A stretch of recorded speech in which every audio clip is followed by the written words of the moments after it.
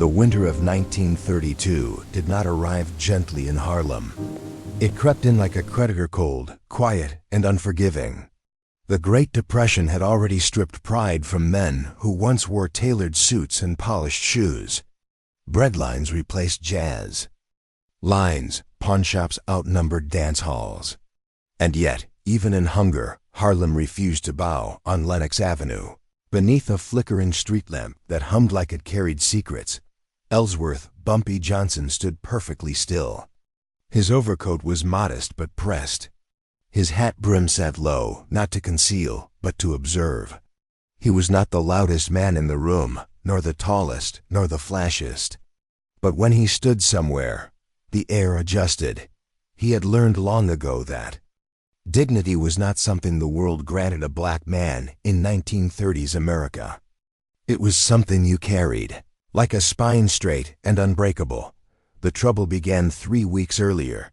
Dutch Schultz had decided Harlem belonged to him, not spiritually, not culturally, but financially. Dutch Schultz was already powerful downtown, a bootlegging titan who saw neighborhoods as chessboards and men as pawns. Harlem to him was untapped profit. Its clubs were thriving despite the Depression, its people resilient despite oppression. And in his mind, resilience was revenue waiting to be redirected. So he sent men, not businessmen, not negotiators, men.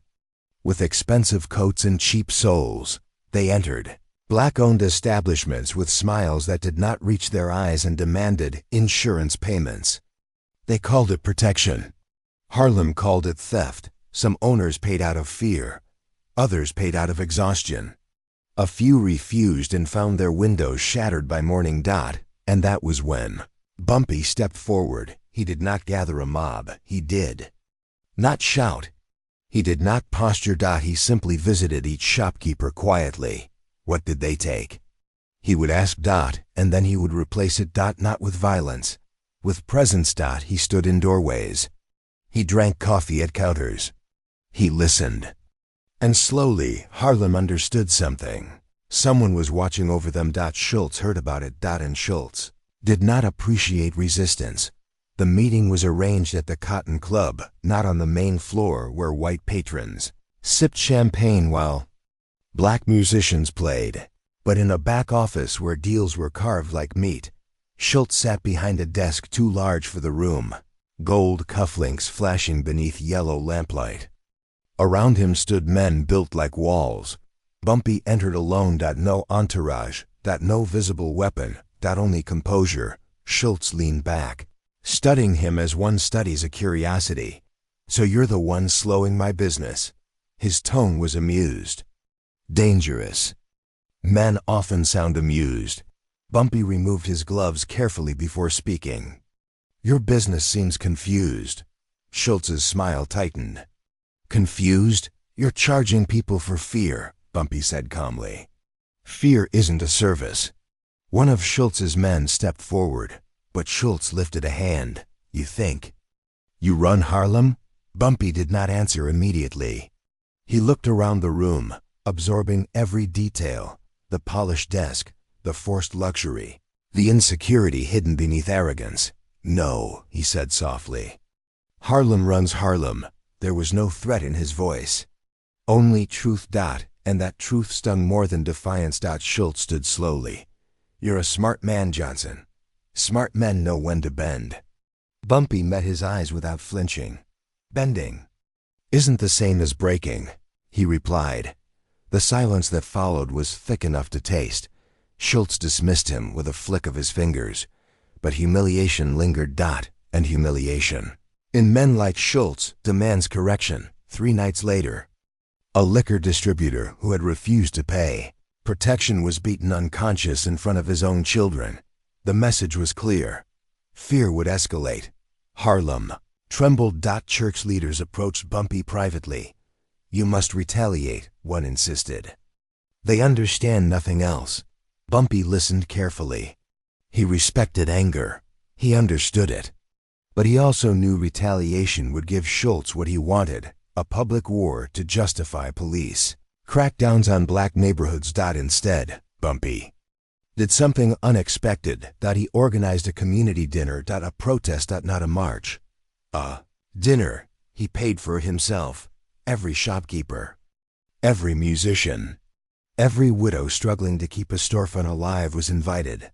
That night, beneath warm lights and shared food, Harlem saw itself not as prey, but as family. And unity is more threatening to tyrants than bullets. Schultz watched from a distance, furious that intimidation had birthed solidarity. "Fine," he muttered. "If the man wants attention, give him attention." What happened next would test everything Harlem believed about strength. By the time winter tightened its grip on Harlem, the air itself felt heavier, as if the neighborhood understood that something irreversible was approaching. The community dinner Bumpy had organized weeks earlier had done more than restore morale. It had exposed something Dutch Schultz could not tolerate. Harlem was not afraid enough. Fear, Schultz believed, was currency. And Harlem had begun refusing payment. Schultz did not strike immediately. Men like him preferred anticipation. They believed dread softened resistance. For days, nothing happened.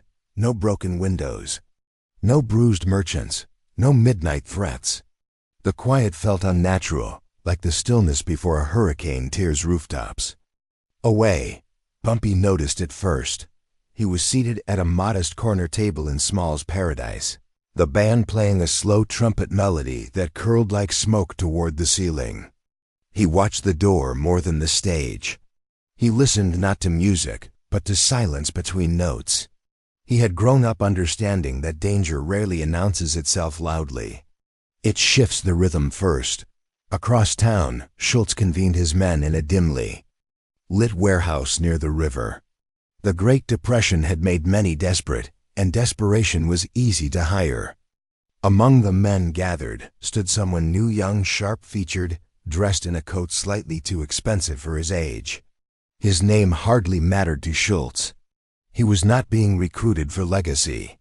He was being selected for expendability. "Harlem needs a reminder," Schultz said, lighting a cigar without offering one to anyone else.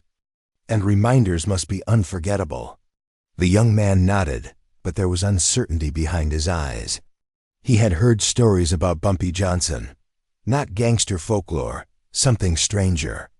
Stories of a man who rarely raised his voice, but whose presence altered rooms. A man who quoted poetry while negotiating disputes. A man who protected waitresses and reprimanded criminals with the same calm tone. Schultz noticed the hesitation. "You walk in," he instructed coldly, "and you make sure he doesn't walk out." The warehouse fell silent. That the young man swallowed. Power, built on fear, does not allow retreat. That same evening, Bumpy visited the liquor distributor whose beating had shaken Harlem weeks earlier. The man's children still startled at loud noises. His wife kept the blinds closed even during daylight. Bumpy sat at their small kitchen table, hands folded, listening more than speaking. "You can't keep doing this alone," the wife whispered. "They'll send worse." Bumpy nodded gently. "They already have." She searched his face for worry. She found none. But calm does not mean ignorance. Bumpy knew escalation was coming. He simply refused to let it dictate his behavior. Strength to him was not volume, it was control. The next night, the band at Small's Paradise was mid-song when the door opened. The temperature shifted. The young man entered slowly, scanning faces, looking for the one he had been warned about. Bumpy sat where he always did, hat resting beside him, posture straight, expression unreadable. Around the room, whispers began. Harlem had learned to recognize danger by instinct. A waitress froze mid-step. A bartender quietly moved a couple toward the back exit. The young man approached Bumpy's table. He stopped 3 feet away. Bumpy looked up calmly. "You look like you've been walking a long time," Bumpy said evenly. "Sit down before your legs give out." It was not mockery. It was invitation. The young man hesitated. This was not how it was supposed to feel. He had expected arrogance, threats, maybe even pleading. Instead, he encountered composure so steady, It unsettled him more than hostility would have. "You know who I am?" the young man asked, trying to reclaim dominance. "I know who sent you," Bumpy replied quietly. The band faltered. The trumpet player lowered his instrument. "You think you scare me?" the young man snapped, hand twitching toward his coat. Bumpy leaned forward slightly, not aggressively, but with intention. "No," he said softly. "I think you scare yourself." The words struck deeper than any insult. In that moment, young man realized something horrifying. He was not confronting a predator. He was confronting a mirror. Panic erupted. He lunged. Chairs overturned. Glass shattered. The room exploded into motion. What followed was chaotic and tragic, but not in the way Schultz had envisioned. The young man's attack was reckless, desperate. In the frenzy, he stumbled against his own blade, slashing wildly in blind fear. Patrons scattered. Someone screamed. A table collapsed beneath the struggle. And through it all, Bumpy did not retaliate. He sidestepped. He redirected. He shielded a waitress who had tripped near the bar. He caught the young man's wrist once, not to break it, but to stop the motion, and said something only the two of them heard. "This ends when you decide it does." But the young man had already lost control. In panic and confusion, he inflicted brutal wounds upon himself. Blood spilled across polished wood. His vision blurred, not solely from injury, but from terror. Terror of realizing he had been sent not to win, but to die loudly. 30-6 wounds, self-inflicted in a frenzy that would later be dissected in police reports and newspaper speculation. By the time officers burst through the doors, Bumpy was kneeling beside the fallen man, not striking him, not condemning him, but pressing a cloth against his side to slow the bleeding. "Call an ambulance," he instructed calmly. The officers hesitated. Their instincts were shaped by prejudice. A black man standing over a wounded white assailant in 1930s New York did not typically end well for the black man. But witnesses spoke. Musicians testified. Patrons insisted. Even a white columnist from downtown who had been in attendance stepped forward. "He didn't touch him," the columnist said firmly. "He tried to save him." The narrative Schultz had engineered unraveled overnight. The morning headlines did not paint Bumpy as a criminal mastermind. They described restraint, protection, community loyalty. The young attacker survived barely but emerged partially blinded. His future uncertain. Schultz was livid. He had expected chaos that justified crackdown. Instead, Harlem's unity hardened. 3 days later, an invitation arrived for Bumpy to meet Schultz privately. Many advised against it. "It's a trap," one elder warned. "Everything is," Bumpy replied gently. The meeting took place in a backroom office downtown, sterile and guarded. Schultz paced behind his desk like a caged animal, fury barely contained. "You turned my message into sympathy," Schultz spat. "You made me look weak." Bumpy removed his gloves slowly. "You did that yourself," he said quietly. Schultz slammed his fist against the desk. "You think this is over?" Bumpy met his gaze evenly. "No," he answered, "but it's changing." "And why's that?" "Because your men are starting to understand something." Schultz leaned forward. "They're disposable." Silence filled the room. Schultz's power depended on fear. But fear erodes when men realize they are expendable. The young attacker had not been honored. He had been used. Bumpy stood to leave. "You can burn buildings," he said calmly. "You can break bones, but you cannot buy respect. And without respect, you cannot own Harlem." He walked out without looking back. Weeks passed. Protection payments dwindled. Shopkeepers found courage. Even some of Schultz's associates quietly withdrew from Harlem operations, unwilling to risk becoming the next expendable pawn. The young attacker, recovering slowly in a hospital bed, received an unexpected visitor. Bumpy entered without spectacle. The room smelled of antiseptic and regret. The young man's bandaged eyes turned toward the sound of footsteps. "Why?" he rasped. Bumpy pulled up a chair. "Because someone should have told you before," he replied gently, "that your life was worth more than someone else's ego." Tears formed beneath gauze. "I was supposed to be strong," the young man whispered. "Strength isn't loud," Bumpy said. "It's controlled." He left quietly. Outside, Harlem's streets felt different, not triumphant, not celebratory. But steadier. Spring did not arrive in Harlem with blossoms. It arrived with rumors. Rumors moved differently than bullets. They slipped under doors, traveled barbershop to barbershop, circled church pews before sermons began. And the rumor now was not about Dutch Schultz's anger. That was expected. It was about his desperation. Desperation was more dangerous. For weeks after the failed attack at Small's Paradise, something subtle had shifted in the air.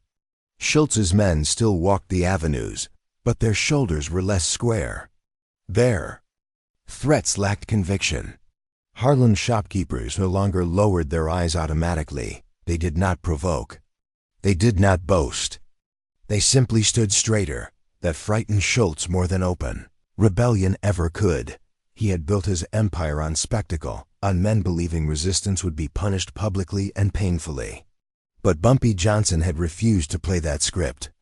There had been no retaliation, no war, no violent parade of dominance. Instead, there had been composure, witnesses, headlines that framed restraint as strength. And worst of all for Schultz, the community had rallied behind a man who spoke softly. Schultz sat alone in his downtown office late one evening, cigar ash lengthening, untouched between his fingers. The newspapers they spread across his desk folded to the stories that irritated him most, not accusations, not indictments, but profiles. Community leader calls for stability. One headline read, "Harlem Business Owners Unite." His name was absent. He slammed the paper down. Power to Schultz required recognition. And Bumpy's growing reputation, calm, articulate, dignified, was a slow erosion of that recognition. Schultz had believed fear made men permanent. Now he was discovering that fear also made them temporary. So he changed tactics, if he could. Not break Bumpy through violence. He would break him through humiliation. The opportunity presented itself during a city council subcommittee hearing. Harlem's business licensing regulations were being reviewed, and Schultz had quietly positioned himself to influence the outcome. Several black-owned establishments were suddenly facing compliance investigations. Permits were questioned. Paperwork was misplaced. Fines were suggested. The message was clear. Respect would not protect Harlem from bureaucracy weaponized as punishment. An invitation arrived for Bumpy Johnson to attend the hearing as a community representative. It was not a courtesy. It was bait. The council chamber downtown felt colder than the streets outside. Marble floors echoed every footstep. Portraits of former officials, none of whom resembled the community Bumpy represented, lined the walls. The air carried a scent of polished wood and unspoken hierarchy. Bumpy entered alone. Again. He wore a dark suit, modest but impeccable. His hat remained in his hand until he reached the wooden railing separating observers from officials. He nodded politely to a few familiar faces: clergy members, shopkeepers, a schoolteacher who had testified about licensing fees months earlier. Across the room, Dutch Schultz leaned casually against a column, speaking in low tones with the city official whose nervous laughter revealed complicity. The hearing began with formalities, language polished to sound impartial. Concerns about urban stability, questions about community compliance. When Bumpy's name was called, murmurs rippled through the chamber. He approached the podium without hurry. A councilman adjusted his glasses and spoke with measured condescension. "Mr. Johnson, there have been reports suggesting that certain establishments in Harlem may not be meeting regulatory standards. As a community figure, do you condone such oversight?" The phrasing was deliberate. Condone oversight, implying Negligence. Implying disorder. Bumpy rested his hands lightly on the podium. I condone fairness, he replied calmly. The councilman smiled thinly. Of course. But compliance is a matter of law and enforcement. Bumpy added gently. Silence. He did not raise his voice. He did not accuse. Instead, he unfolded a small leather folder and placed documents on the podium. These are inspection reports from the last 3 years, he said evenly. They show that the establishments currently under investigation passed prior reviews without incident. I would be grateful if this committee could explain why compliance becomes questionable only after certain protection demands were declined. The word protection hung in the air like a match near gasoline. Several officials shifted in their seats. Schultz's expression hardened. The councilman cleared his throat. Are you implying criminal interference in municipal procedure? Bumpy looked directly at him. I am implying that Harlem's businesses deserve the same consistency afforded to others. No theatrics. No grandstanding. Just clarity. Reporter in the back scribbled furiously. Another official leaned toward his microphone. Mr. Johnson, are you accusing Mr. Schultz of misconduct? Bumpy did not turn toward Schultz. He did not give him the satisfaction of a glance. I am accusing no one, he said quietly. I am asking that power be exercised with integrity. The chamber grew still. That was the turning point. Not a shouted demand. Not a threat. A request. For integrity. Schultz pushed off the column and stepped forward, unable to tolerate the composure any longer. This man, he declared loudly, wants special treatment for Harlem. He hides behind respectability while criminals operate in his shadow. Gasps echoed. The accusation was strategic, painting Bumpy as hypocritical without direct evidence. For a long moment, Bumpy said nothing. The silence stretched. And in that silence, something extraordinary happened. People began watching Schultz. Instead of Bumpy, his agitation, his raised voice, his need to dominate the narrative, Bumpy finally turned slightly, not fully. Just enough. If there are criminals in Harlem, he said evenly, they will answer for themselves, as will anyone who exploits poverty for profit. The words were not explosive, but they were precise. The council adjourned abruptly amid tension and hurried whispers. Reporters surrounded both men. Schultz left quickly, declining comment. Bumpy answered only one question. Mr. Johnson, are you afraid of retaliation? A young journalist asked. Bumpy adjusted his cuff thoughtfully. Fear is loud, he said. Confidence doesn't need to be. That quote ran in the evening edition. And something irreversible occurred.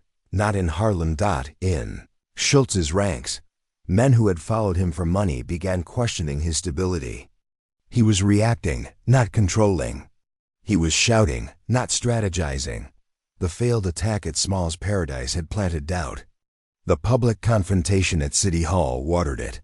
Power built on intimidation requires myth. The myth was cracking. But desperation breeds recklessness. One night, a fire broke out at a small tailor shop on 135th Street, a shop whose owner had testified quietly in support of Bumpy's community efforts. Flames licked the sky. Families gathered in nightclothes.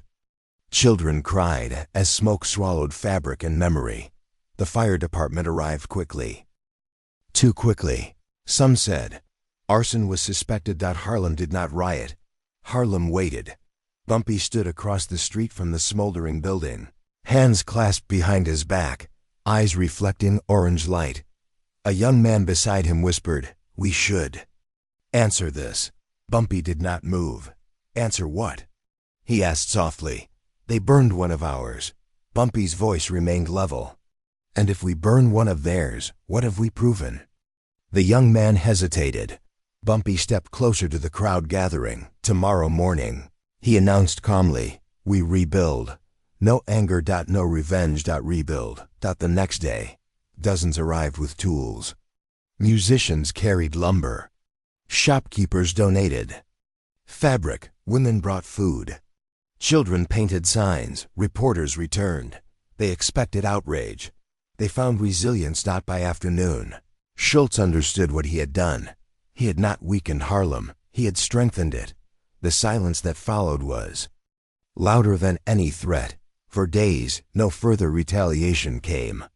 Not because Schultz forgave, but because he recognized something chilling. Violence against Bumpy Johnson did not diminish him. It amplified him. By the time summer settled over Harlem, the streets no longer whispered, they watched. Windows stayed open longer. Jazz spilled out into warm air again. The tailor shop that had burned stood rebuilt, stronger than before. Its sign freshly painted by neighborhood children who had insisted on adding a small gold stripe along the border, so it shines, as one of them proudly explained. But beneath the visible recovery, tension coiled tighter than ever. Dutch Schultz had grown quiet, and that silence did not comfort anyone. Men like Schultz did not surrender. They recalculated. For weeks he remained unseen in Harlem.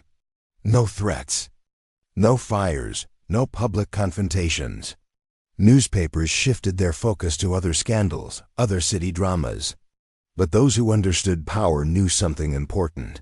When a man who thrives on dominance retreats, it is rarely retreat. It is preparation. Bumpy sensed it too. He had reduced his public appearances, not out of fear, but out of strategy. He visited businesses privately. He met with pastors discreetly. He encouraged young men to focus on work, not war. And every evening he returned home at the same hour, hat placed on the same small wooden stand beside the door. Routine was stability. And stability was resistance. Then came the letter. It arrived without a return address, delivered not by a courier but left inside the rebuilt tailor shop, folded neatly on the counter. The owner brought it to Bumpy immediately. The paper was clean, the handwriting precise. Meet alone. 1. Final conversation. Refuse, and the consequences will not be symbolic. No signature, but none was needed. Bumpy read it once. Then again, he folded it carefully. He wants theater, one of his associates muttered angrily. He wants you alone. Bumpy nodded slowly. Yes, and you'll go? He did not answer immediately. Instead he asked where. The location was specific. An abandoned ballroom above a shuttered theater downtown. Once a place of chandeliers and orchestras, now a hollow shell of peeling paint and cracked mirrors. Symbolism was Schultz's weakness. He adored it. The meeting was set for midnight. The night air felt different, thick, electric. Harlem watched as Bumpy stepped into a waiting car. He refused protection. He refused backup. You've done enough, he told the men who insisted on accompanying him. If he wants to test something, let him test it properly. The ballroom smelled of dust and forgotten applause. Moonlight filtered through tall windows, casting pale stripes across the wooden floor. A grand chandelier hung crooked above center stage, crystal shards missing like teeth, knocked out in a bar fight. Dutch Schultz stood alone near the far wall. No visible guards, no cigar. Just a man who looked slightly smaller than before. You came, Schultz said quietly. Bumpy removed his hat, placing it gently on a dusty table. You asked. They stood facing each other, the distance between them filled with months of strategy, humiliation, fire, and silence. You think you've won, Schultz began, pacing slowly. You turned my men against me. You made me look reckless. You embarrassed me in front of politicians who owe me favors. Bumpy listened without interruption. Schultz's voice sharpened. You did it without throwing a punch. Yes, Bumpy said calmly. Schultz stopped pacing. That's what I don't understand. For the first time, there was no sarcasm, no mockery, only confusion. You had every reason to fight, Schultz continued. You had support. You had momentum. Instead, you chose speeches, dinners, rebuilding shops. You turned my threats into charity drives. Bumpy stepped slightly closer, not aggressive, but deliberate. "You mistake control for power," he said softly. Schultz frowned. "Control forces obedience. Power inspires choice." Schultz laughed bitterly. "Choice? These people choose you because they're afraid of me." Bumpy shook his head gently. "They choose me because I never treated them as disposable." The word struck. Disposable. Schultz's jaw tightened. "You're preaching morality in a city built on deals," he snapped. "No," Bumpy replied. "I'm reminding you that even deals have limits." Silence stretched between them. The turning point did not arrive with a weapon. It arrived with a confession. Schultz walked to one of the cracked mirrors and stared at his reflection. "You know what they're saying?" he muttered. "That I've lost Harlem. That I can't even scare you." Bumpy did not respond. Schultz turned sharply. "So tell me, Johnson, what happens now? You think I'll just walk away?" Bumpy's answer was immediate. Yes. The certainty unsettled the room. Schultz stared at him. "You don't have the force to make me." Bumpy met his gaze steadily. "I don't need to." He let the words settle. "You've already done it yourself." Schultz's breathing shifted. "You attacked a neighborhood and they rebuilt. You sent a boy to kill me and he nearly died, proving you didn't value him. You tried to shame me publicly and exposed your own desperation. Every move you made revealed something. And what's that?" Schultz demanded. "That you're afraid of losing relevance." The truth landed heavier than any accusation. Schultz looked older suddenly, tired.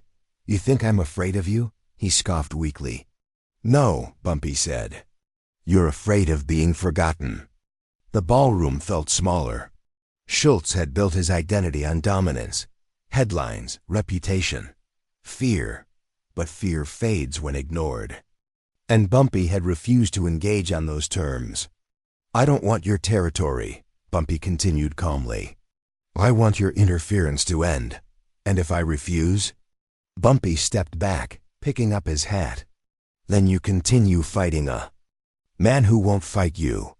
Schultz's expression flickered anger, frustration, something close to recognition. "Why?" he finally asked. "Why not destroy me when you had the chance?" Bumpy's reply was almost gentle. "Because destroying you would make me you." The words echoed in the hollow ballroom. For the first time since this conflict began, Dutch Schultz did not have a response.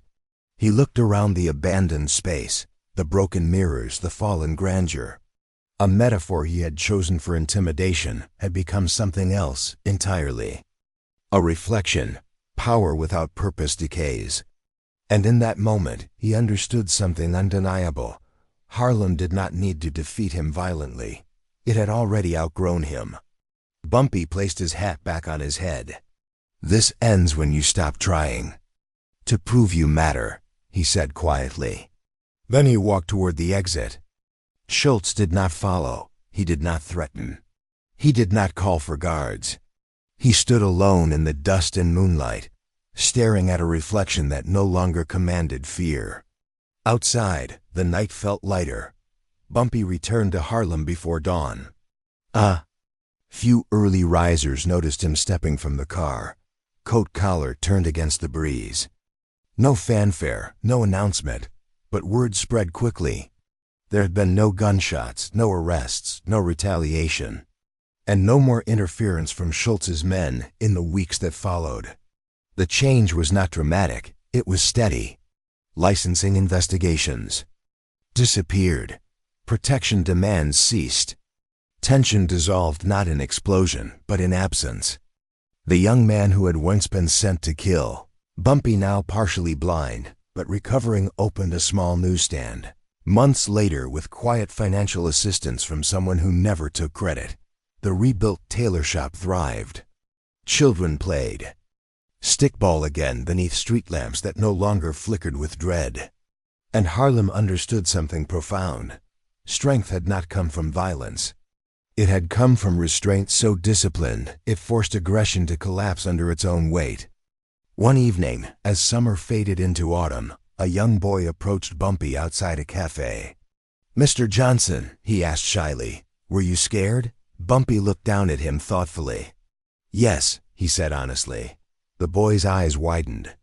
"But I decided fear didn't get to choose what I did." The boy nodded slowly, absorbing something far greater than a heroic myth. He was learning about dignity.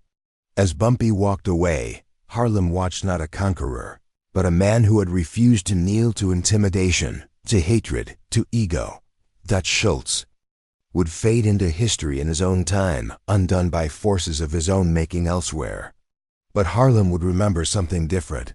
Not the threats, not the fire, not the attempted killing. They would remember the silence in that ballroom, the moment power realized it could not command respect, and the day it quietly stepped aside. Because sometimes the most powerful story is not about the man who fights. It is about the man who refuses to become what he opposes. And in that refusal, an entire community stood taller.